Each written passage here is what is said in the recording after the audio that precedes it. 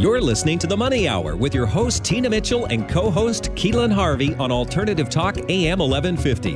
Now, back to the show with local mortgage experts, Tina Mitchell and Keelan Harvey. You are listening to The Money Hour at 1150 AM KKNW, the Friday, July 10th virtual show. Because of COVID-19, our show is temporarily moved virtually. You can listen to our show on podcast or on air on 1150 AM KKNW Saturday at 3 p.m. with a broadcast on Sunday at 8 a.m. I am your host, Tina Mitchell. And I'm your co-host, Keelan Harvey. Your local mortgage experts, bringing into studio each week the best of the best experts in our local market on everything regarding your money. We're here to help you in today's economy. And now in studio, Torrey, Moreno of Mindful Web Design, how to turn your business website from a glorified business card into a sales machine, right here at 1150 AM KKNW. Welcome, Torrey. Thank you for having me. So, Torrey, I couldn't even repeat how technical what you did before was. I heard nuclear, I heard technical engineer, unbelievable. And then you made a transition to really a creative field that you're in. There's still some technicalities to it, but I'm sure it's more of a creative side of your brain. How did you make that transition? Yeah, that's a great question. You know, when you're 18 and you decided to leave home and join the military, you don't really get much of a say in exactly what you're doing. But, I tested into that role and I just jumped straight in because my father was an electrician. So I thought, why not? Let's do something in the electrician realm. And experiencing the field, I started learning a lot of things about myself when I started paying attention. One of them being, I'm not as much of an engineering technical mind as I could have been if I wanted to really excel at that role. And that's not really what I enjoyed either. But it's when I started kind of forcing myself into other little niches inside that role that I started finding things that I really enjoyed. Like at one point, I was basically the procurement officer to find repair parts for the nuclear plant whenever something broke. And that was amazing because it was more like project management related.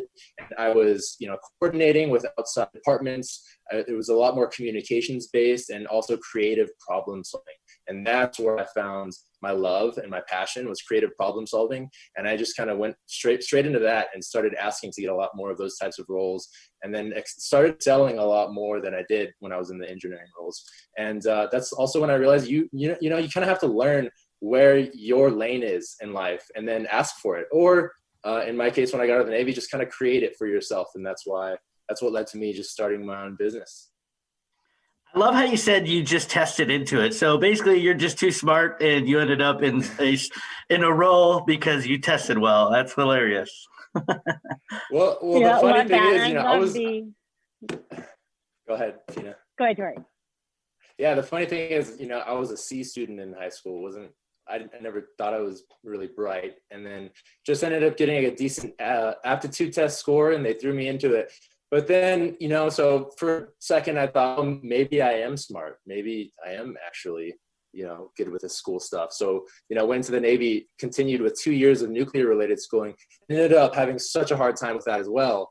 And that was because it was another classroom setting. And I learned through that process, it's the classroom where I don't learn well. I need to be hands-on. So it's when I got to the fleet and started doing hands-on work. And I was able to teach myself certain things at a different pace than the classroom setting that I really started picking things up quickly. Yeah, that's awesome. And maybe I learned something here today because I've always said I'm not the smartest in the education space, but I am the smartest in where I commit my time in my career base. So lots of challenges for me in school and barely made it out of it. Definitely did not attempt college, but I do feel that I'm very smart and brilliant in my space, but maybe it was the classroom style. So I need to have different conversations with myself. So Torrey, let's talk about how you jumped into a new business, found your initial clients, and how you continue to do your sales outreach. Right. Thank you.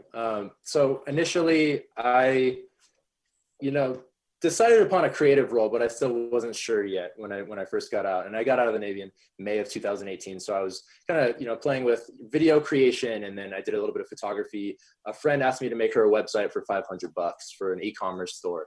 And I said, you know what, I'll try it. Really enjoyed it. Had a great time. She ended up, selling a good amount of product through her site. And then after that, I was like, you know what, I might as well just see what opportunity is here. So I started networking, going to different events, and very quickly found a couple more people that were willing to do, $2,000 websites. And so that's when I was like, oh, okay, there is definitely a market here. There's a need.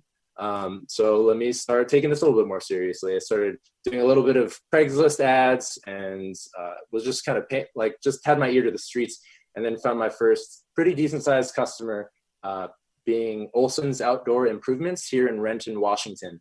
And they do incredible home improvements quality work. And I did their entire marketing, from top to bottom, not only redesigned their website, but also did client photography. I did some promotional videos for them. And that was my first chance to do like a really comprehensive marketing strategy job. And I just sunk into it, and I had so much fun. And that's really when I conceived Mindful Web Design, turned it into an LLC. And I said, you know what, this is going to be my full-time thing. And I'm going to niche down into web design and master that as a skill so I can serve my clients more effectively. And so I've been doing that ever since. But like you said, with new sales, I choose to do all of my outreach just with networking. And so I love showing up to events. I'm a part of a BNI group here in Seattle called the Seattle Professionals. And it's a group of 30 business owners that show up every single week, build relationships with each other. We're practicing, public speaking skills, just building interpersonal relationships. And that's transformed my business, because since I started 8 months ago, I've gotten, I'd say 8 really good leads from it. And, in my field, to commit time like that, like once a week, and to get 8 really solid, like full website redesign leads is incredible. And so that's just changed the trajectory of my career. Yeah, well, that's how you got on the show, because I as well am part of the BNI chapter, and I'm also a support director consultant that I oversee and support chapters on the East Side. So yes, the organization is amazing. And even before you got there and said how you got new clients, I didn't know what you were going to say, but I was going to chime in and say, yes, I mean, it doesn't matter what marketing things that you do outside of just get connected with people. That is it. And so then you took that extension of that comment that you made in networking, and that's how you get to a new business. And that's it. Stop spending all the marketing dollars on all the other stuff. Just get out there and get connected with people, and then build your own community and get those people connected with each other. Mm-hmm. I completely agree. So Torrey, can you explain more about what a glorified business card is? And then second to that, is it possible that we have one and we don't even know it? Yeah, that's a good question. So, anyone can take out their business card right now and reference it if they want some context, but let's think of the breakdown of your business card. It's your name, maybe some contact info, hopefully some contact info, possibly your address, maybe a picture of yourself or of the work that you do. And then hopefully it's communicating what you do, right? And so if that is all your website is doing, then it's really not doing much more than a kind of cheap virtual handshake with your potential client. And it's not taking advantage of the potential of the real estate that you have on the web when someone gets to your website.